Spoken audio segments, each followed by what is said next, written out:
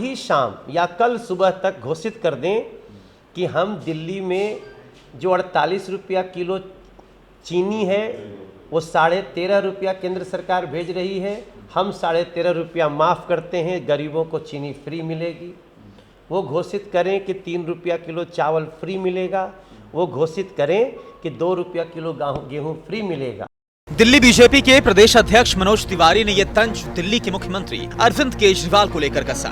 मनोज तिवारी का यह तंज केजरीवाल के उस बयान के बाद सामने आया जिसमें केजरीवाल ने कहा कि अगर उनकी सरकार एमसीडी में आती है तो हाउस टैक्स फ्री कर देगी।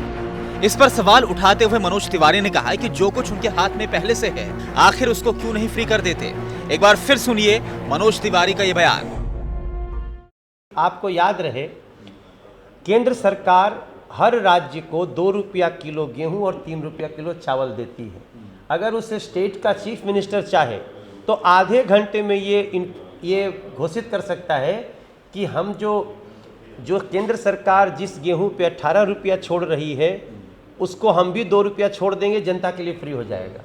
जो चावल पे वो 25 रुपया केंद्र सरकार छोड़ रही है उस पर हम 3 रुपया छोड़ देंगे, वो फ्री हो जाएगा।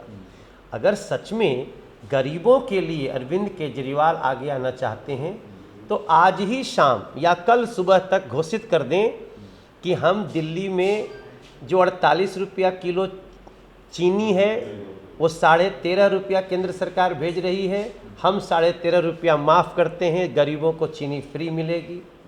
वो घोषित करें कि 3 रुपया किलो चावल फ्री मिलेगा, वो घोषित करें कि 2 रुपया किलो गेहूँ फ्री मिलेगा।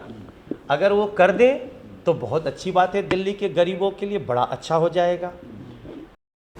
इसके साथ ही मनोज तिवारी ने अरविंद केजरीवाल पर यह भी सवाल उठाया कि वो वादे ही ऐसे क्यों करते हैं जो उनके हाथ में ही नहीं है, क्योंकि संविधान के मुताबिक हाउस टैक्स मैंडेटरी है। कि अरविंद केजरीवाल जी सफेद झूठ बोल रहे हैं और वो कार्य कह रहे हैं जो वो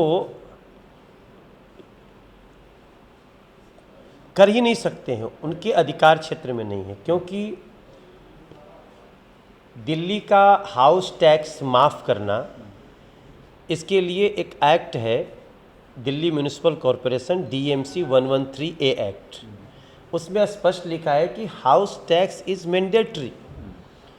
हाउस को सुविधा देनी है, जो लोग घर बनाए हैं उनको तमाम सुविधाएं देनी है, पानी देनी है, उनके यहाँ पानी का नल पहुँचाना है, सारी उनका सीवर ठीक करना है, तो इतनी चीज़ें देने के लिए हाउस टैक्स लगता है।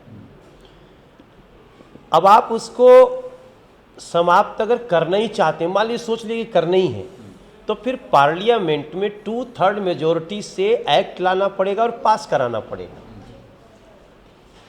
तो पार्लियामेंट में 2/3 मतलब कि 543 में कम से कम 300 सांसद चाहिए, 300 से ज़्यादा चाहिए, तब जाके वो ये एक्ट पास होगा।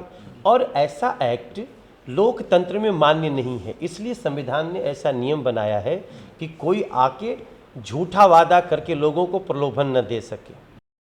वहीं मनीष सिसोदिया ने आम आदमी पार्टी की तरफ से दिल्ली को भरोसा दिलाया कि जैसे उनकी सरकार ने बिजली हाफ और पानी माफ का अपना वादा पूरा किया, उसी तरह एमसीडी में आपकी सरकार बनने पर हाउस टैक्स माफ कर दिया जाएगा।